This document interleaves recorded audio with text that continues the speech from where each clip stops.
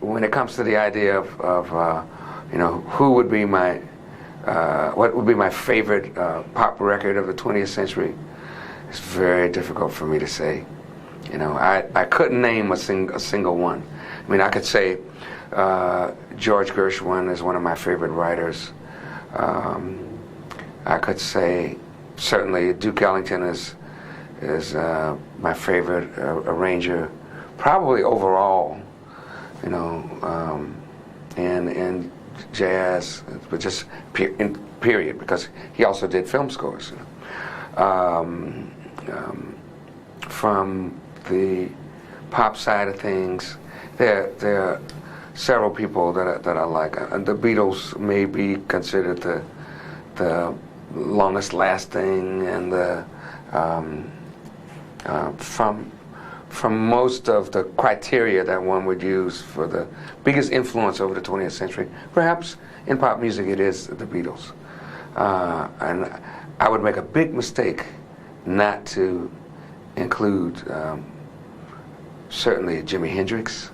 You know, if it wasn't for Jimi Hendrix, there would be no real rock and roll guitar as we know it. You know, no fiery rock and roll guitar. There would probably be no devices that you attach to the guitar, which later on became devices that you attach to electric pianos and synthesizers. So Jimi Hendrix was a really big influence on not only pop music but also on jazz. Miles Davis was scheduled to record with Jimi Hendrix just before Jimmy died.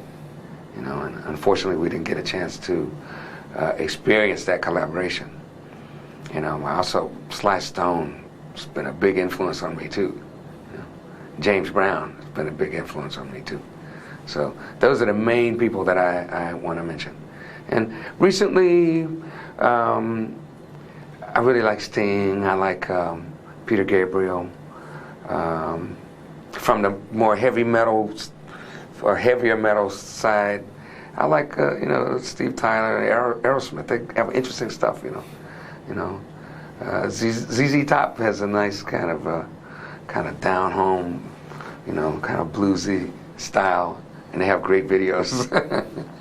You know, so there are different people that have that I've noticed and paid attention to, and I don't know, I can't point to how they influenced me, but if I experience their music, then that experience is in my being, and it's got to come out.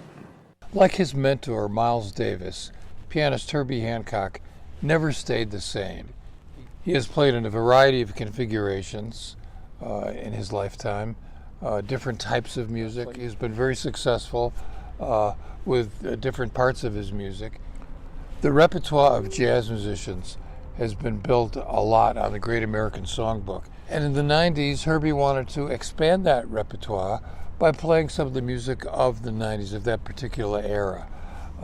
He released an album called The New Standard with an all-star band, Michael Brecker, John Scofield, Dave Holland, Jack DeJohnette, and Don Alias.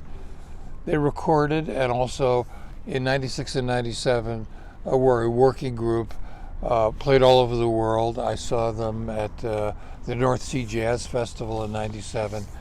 And here's a recording when the band first got together in 96 from Japan, playing Love is Stronger Than Pride by Sade.